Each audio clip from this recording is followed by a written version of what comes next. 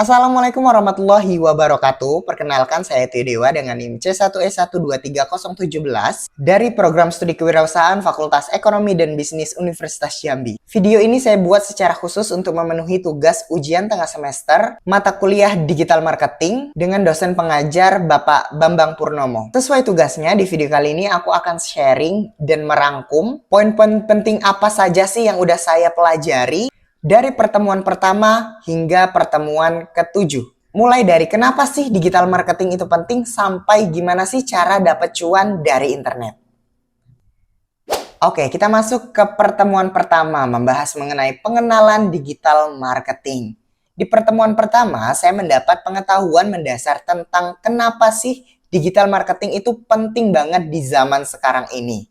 Saya jadi paham kalau dunia sudah banyak berubah. Ekonomi kita tidak lagi sepenuhnya bergantung pada sumber daya alam seperti minyak, melainkan telah bergeser ke ekonomi yang berbasis pada data dan pengetahuan. Istilah kerennya adalah era disrupsi, di mana teknologi digital bisa membuat perusahaan-perusahaan besar yang tidak beradaptasi menjadi tertinggal. Jadi kesimpulannya di pertemuan pertama ini, digital marketing itu bukan lagi pilihan, tapi sebuah keharusan bagi bisnis yang ingin bertahan dan berkembang dengan cara menjangkau konsumen secara lebih efektif.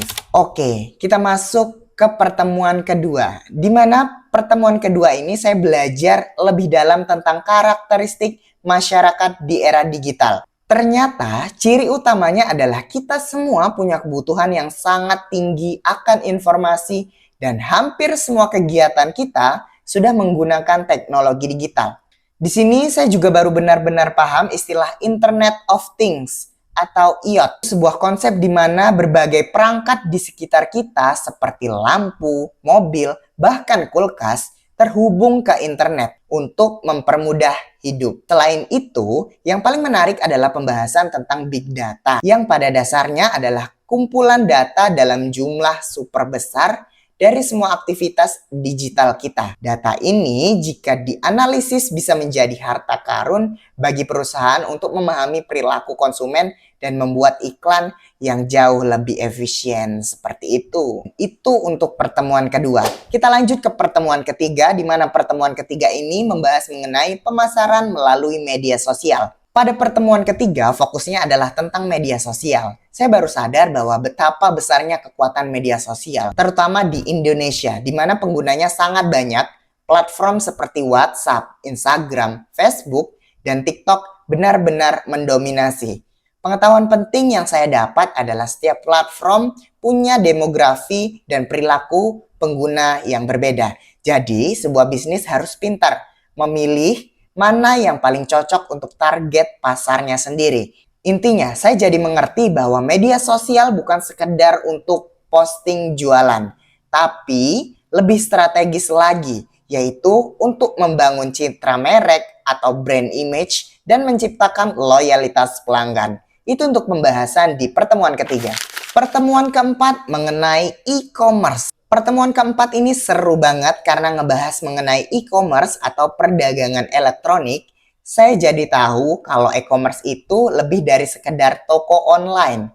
Ada berbagai jenis model, biasanya seperti B2B atau transaksi antar perusahaannya, B2C dari perusahaan langsung ke konsumen, dan C2C antar konsumen yang difasilitasi oleh platform seperti Tokopedia. Melihat data yang telah disajikan pada pertemuan 4, saya jadi takjub dengan pesatnya perubahan e-commerce di Indonesia, di mana platform seperti Shopee dan TikTok Shop menjadi yang paling sering diakses oleh masyarakat. Ini baru benar-benar membuka mata saya tentang besarnya peluang bisnis di dunia digital itu sendiri. Lalu di pertemuan kelima membahas mengenai peran website dalam pemasaran digital. Nah, di pertemuan kelima ini saya dapat pencerahan tentang pentingnya sebuah website. Selama ini mungkin saya pikir bahwasanya website itu hanya sekedar formalitas, tapi ternyata fungsinya sangat vital sebagai rumah digital sebuah bisnis. Punya website itu bisa meningkatkan kredibilitas dan membuat perusahaan terlihat lebih profesional.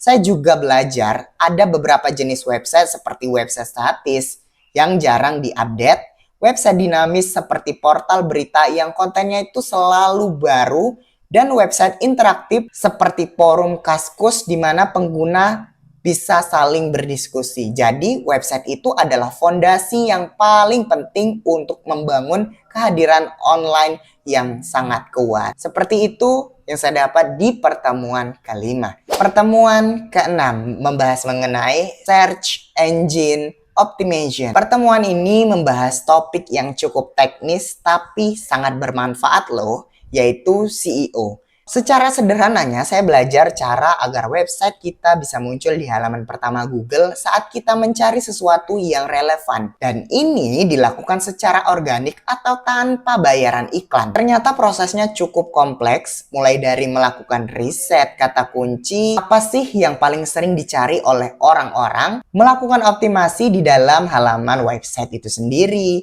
hingga membangun reputasi website dari luar, misalnya dengan mendapatkan tautan dari situs lain.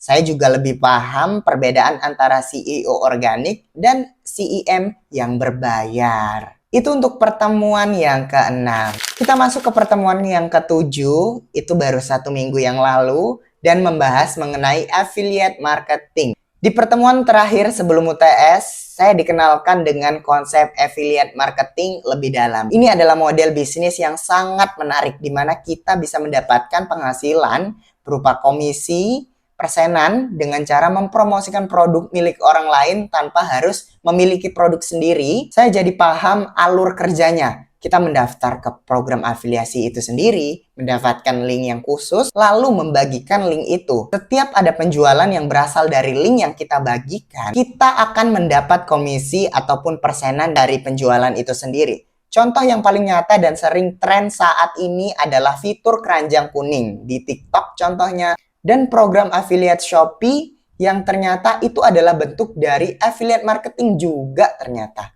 Itu poin-poin penting yang bisa saya dapatkan dari pertemuan pertama hingga pertemuan ketujuh mata kuliah digital marketing. Adapun pesan dan kesan dari saya sendiri selama pembelajaran dari pertemuan pertama hingga terakhir, saya merasa sangat antusias karena banyak sekali proyek-proyek seperti pembuatan iklan, brosur, pembuatan video di Instagram, pembuatan video di TikTok, bahkan di YouTube.